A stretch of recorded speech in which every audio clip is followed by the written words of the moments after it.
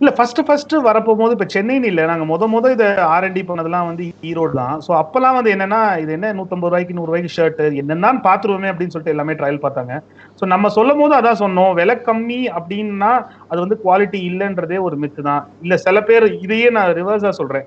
இது வந்து ஒரு ப்ராடக்ட் வந்து ரொம்ப காஸ்ட்லி அப்படின்னா, அது வந்து பிராண்டட் ப்ராடக்ட். அது வந்து ரொம்ப ஒரு கெத்தான ப்ராடக்ட். அப்படின்றதும் ஒரு மித்து தான். சோ இது 2யும் உடைக்கணும் அப்படின்றது தான் எங்களுடைய ஒவ்வொரு ஆடும், ஒவ்வொரு விஷயமும், ஒவ்வொரு இதுவுமே நாங்க அப்படியே சொல்லுவோம். சோ விலைய வச்சு ஒரு குவாலிட்டியோ, இல்ல விலைய வச்சு ஒரு ஆளுடைய ஒரு பிரைடையோ வந்து நியமிக்கவே கூடாது. ஏன்னா நம்ம அப்படிப்பட்ட ஒரு கல்ச்சர்ல தான் வளர்ந்துருக்கோம். இவ்வளவு காலமா எப்படின்னா, அது ஒரு ரூ. 1000க்கு வாங்குனா தான் அது ஒரு ஒரு ஒரு ஒரு ஒரு நல்ல ஒரு பிராண்டட் ஷர்ட் அப்படின்னு இருக்கிற மித்த உடைக்கணும் அப்படின்றது தான் இதோடைய காஸ்ட். அதுதான் இங்க சக்சஸாவே கன்வெர்ட் ஆச்சு. கஸ்டமர்ஸ் முதல்ல வாங்க போகும்போது இது நல்லா இருக்காதோன்னு நினைச்சிட்டு ஒவ்வொன்னா வாங்கிட்டு போனாங்க. சரி ரூ. 150 தானே ட்ரை பண்ணுவோமேன்னு வாங்கிட்டு போனாங்க.